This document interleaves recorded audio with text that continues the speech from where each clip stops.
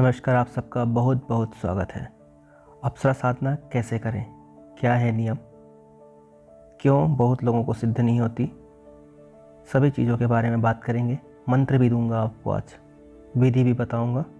पहले अप्सरा साधना कैसे करना ये समझ लेना चाहिए।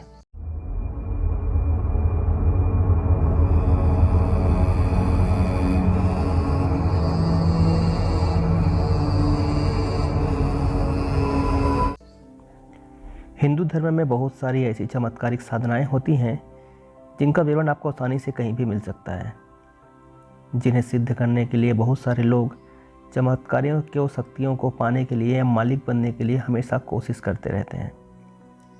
साधना, अप्सरा साधना चमत्कारिक साधनाओं में से एक है जो आकर्षक व्यक्ति की चाह रखने वाले सभी लोगों को इच्छा को पूर्ण करती है। अप्सरा साधना में सफलता प्राप्त करने वाला जो भी इंसान होता है वो सौंदर्य, रूप, यौवन, आकर्षण आदि स्वाभाविक रूप से प्राप्त कर लेता है। प्रेम संबंध में विफलता, विवाह में विलंब, भोग की प्राप्ति भी अप्सरा साधना आराम से मिल जाता है।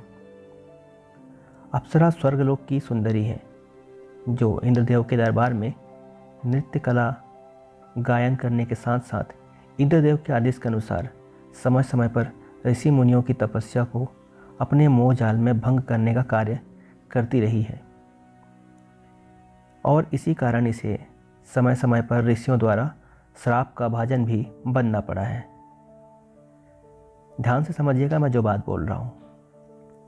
धर्मशास्त्रों में बहुत सी अप्सराओं का विवरण मिलता है जिनमें गीताची, रंभा, उर्वशी, तिलोत्तमा, मेनका, कुंडा को प्रमुख माना गया है।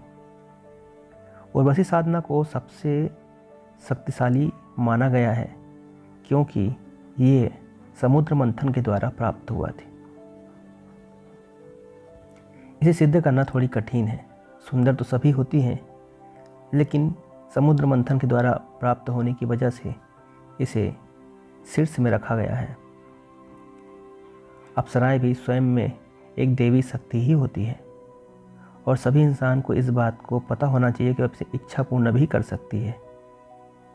अप्सरा साधना पूर्ण होने पर यह प्रत्यक्ष रूप से सभी व्यक्ति को दर्शन भी देती है और उनके अनुरूप उनकी सभी इच्छाओं की तृप्ति भी करती है। अप्सरा साधना को सिद्ध करने वाला जो भी व्यक्ति होता है वह सौंदर्य कला में स्वतः ही परांगमुख हो जाता है। जैसे आप साधना करेंगे आपके अंदर बहुत सारे बदलाव नज़र आने लगेंगे। जो साधक होगा, जो गुरु होगा या आपके जैसे जो भी साधक होंगे वो आपको देखकर पहचानने लग जाएंगे कि कुछ तो खास बात है। धर्म पुराण के अनुसार भी अप्सरा साधना सरल और अति शीघ्र फल देने वाला होता है।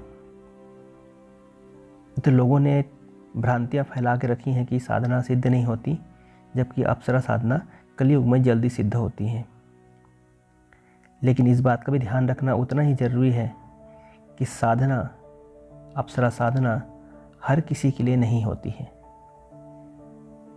जैसे हर नौकरी किसी के लिए नहीं होती, हर काम हर कोई नहीं कर सकता, उसी तरह से अप्सरा साधना भी हर कोई नहीं कर सकता। घर के किसी भी एकांत कमरे का आपको चुनाव करना है।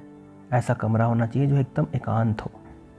उस कमरे में पूर्व दिशा की ओर एक ठो बाजुअट या चौकी की रख कर उसकी स्थापना करें। उसमें लाल वस्त्र बिछाएं। अप्सरा के चित्र, फोटो को रखें, उस चौकी में स्थापित कर दें। उस चित्र को फूलों का हार पहनाएं। चौकी के सामने आसन बिछाकर बैठ जाएं। घी का दीपक जलाएं। पंचमेवा का प्रसाद रखें और एक लोटा जल भी भरकर सामने में रखें। मंत्र को ध्यान से सुने। ओम रम छम रंभे आगच्छ आगच्छ छम रम ओम नमः। हाथ में जल लेकर पहले संकल्प लें और फिर मंत्र जाप शुरू करें। इस साधना में मंत्र जप की कोई सीमा नहीं है, इसलिए अपने सामर्थ्य के अनुसार जितना आप सक सकते हैं प्रतिदिन समान मात्रा में आपको जाप करनी है। मंत्र जाप के लिए स्फटिक की माला का प्रयोग करें। इस प्रकार आपको यह काम 7 दिनों तक रोज करना है। कोशिश करें कम से कम 1.25 घंटा 2 घंटा के आसपास जाप करने की कोशिश करें। इस 7 दिनों के बाद जैसे ही अप्सरा आपके सामने प्रत्यक्ष होती है, उस समय उस व्यक्ति को चाहिए कि जो भी गुलाब का फूल या माला रखा हो वो उसे पहना दे और सीधा उससे 3 वचन ले लें अपने साथ रहने का, और वचन में उन्हें कोई ऐसी चीज़ ना बोले जिनसे वो गुस्सा हो जाए और वो जो दे ना सके। इस तरह से अप्सरा की साधना होती है। यह साधना स्त्री या पुरुष कोई भी कर सकता है। वासना को दूर रखें, ये सोच के नहीं करें कि अप्सरा आएगी तो उसके साथ हम संभोग करेंगे। इसके लिए अप्सरा नहीं होती है। आपको ऐसी साधना चाहिए तो मैं आपको ज़रूर बताऊंगा, लेकिन ये साधना ऐसे चीज़ों के लिए नहीं करेंगे जैसे आपने मन में सोचा, आप साधना में असफल हो जाएंगे। मिलते हैं एक और नए साधना के साथ में। सब्सक्राइब कर लें चैनल को। जितने ज़्यादा सब्सक्राइबर करेंगे आप, हमें भी इच्छा होगी कि आपके लिए कुछ देने का मन करेगा। सब्सक्राइब करिए, लाइक करिए।